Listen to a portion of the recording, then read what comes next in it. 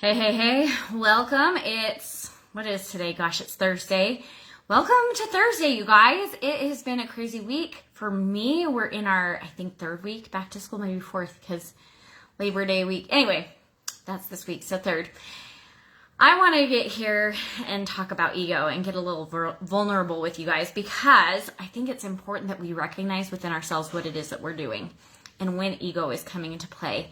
And so I shared with you that I attended a funeral for my grandpa a couple of weeks ago, and it was not a funeral where I was sad. It wasn't a funeral where I was brokenhearted or devastated or anything like that. It was kind of I was there to support, but I don't have warm, fuzzy feelings there. And so it was interesting. We just did a graveside service, and there were people expressing their love and appreciation and how much they admired and respected this man that I have none of that for, right?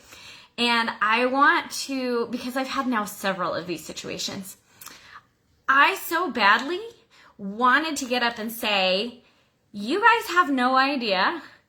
You guys don't know how badly he talked about each and every one of you. Like, you guys just don't know. Here you are saying how wonderful and awesome and how much you love him, and he was bad-mouthing you behind your backs. Like, I wanted to say that. And I've had that experience with other people where I'm like, I want people to know, like, you get talked about by this person. Like, how can you love and admire and respect this person when you get talked about by this person? Like, they are not a safe space for you. And that is my ego. That's mine. And it's so important that we recognize it because I'm reading this book and it talks about yours, mine, and God's. So what's your business, what's my business, and what's God's business? That is your business. That's not my business.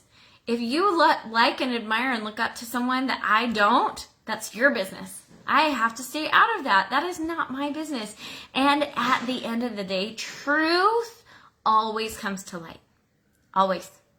And it might not be in the time frame you want. It might not be in the way that you want, but it will come to light.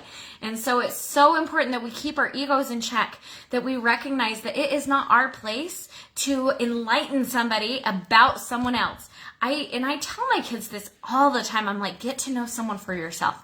Don't base your opinion on another person based on what someone else has said about them, because that might be a different experience for them than it is for you. And so that goes for all things, right? Is gain an opinion for yourself. And if you recognize and acknowledge that, oh my gosh, that person isn't respectful or kind about this other person, so what? Moving along. Now, if you feel so inspired to defend that person, then do it. If you are a defender, I am a defender. And so I often, if I feel like someone's talking down about someone else that I do love or admire or respect, I do try and pipe in about, well, this is what I see, or this is how I see it.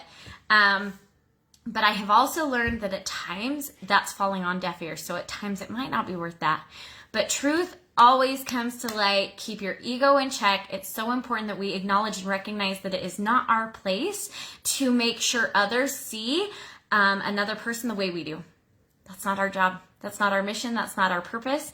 Those people that are unkind, that are toxic, that are mean, that are manipulative, those people, their true colors will come to light eventually, and people will see for themselves. They will.